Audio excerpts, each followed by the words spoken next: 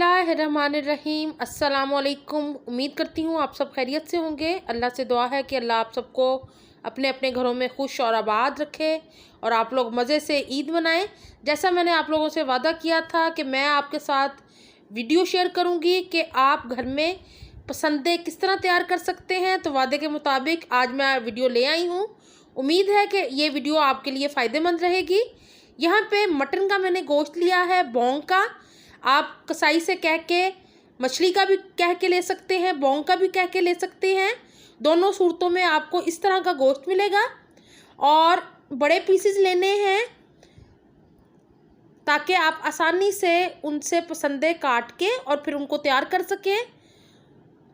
तो वीडियो को स्टार्ट करते हैं।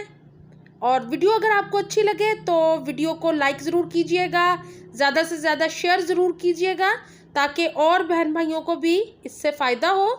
तो यहाँ पे सबसे पहले जिन चीज़ों की हमें ज़रूरत है, कटिंग बोर्ड चाहिए, एक तेज़ नाइफ़ चाहिए हमें, और इस तरह का मीट पाउंडर चाहिए जिससे हम गोश्त को कूट सकें, पाउंड कर सकें। अगर आपके पास ये नहीं है तो आप इसकी जगह जो कुंडी डंडे का डंडा होता है उसका भी इस्तेमाल कर सकते हैं, या कोई सख्त चीज़ बेलन जैसे हो गया उसका इस्तेमाल कर सकते हैं। और इन सारी चीज़ों से बहुत आसानी से आप पसंदें रेडी कर लेंगे।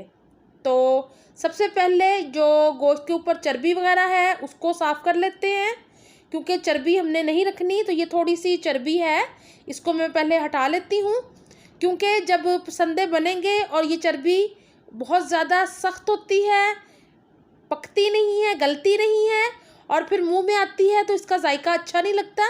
तो इसको मैं पहले रिमूव कर दूंगी और फिर मैं आपको बताती हूँ कि हमने पसंदे का गोश्त किस तरह कट करना है। छुरी को थोड़ा सा टेढ़ा रखते हुए हमने इस तरह पतले पतले पार्चे उतारने हैं। और ये देखें, बहुत ही इजी वे है, कोई इसमें रॉकेट साइंस नहीं है, कोई मुश्किल नहीं है, आप बआसानी इसको घर में तैयार कर सकेंगे। और इसी तरह मैं सारे गोश्त के पीस पे से इस तरह के पार्चे उतार लूँगी, पीसेस उतार लूँगी गोश्त के। पहले इसकी कटिंग कर लेते हैं, फिर मैं आपको बताती हूँ कि हम पसंदों को किस तरह रेडी करेंगे। तो यहाँ पे ये देखें, सारे पीसेस मैंने कट कर लिए हैं। आप इनको इस तरह बना के फ्रीज़ कर सकते हैं और जब आपको ज़रूरत हो आप इनको निकाल लें, मैरिनेट करें। इंशाल्लाह उसकी भी वीडियो मैं जल्द ही आपके साथ शेयर करूँगी। इस वीडियो को आपने ज़्यादा से ज़्यादा शेयर करना है। ये देखें, इस तरह पीसेस हैं जिनको मैंने इस तरह मीट पाउंडर की मदद से अच्छी तरह कूट लेना है ताकि जो गोश्त का ये पीस है ये बहुत ही फ्लैट हो जाए।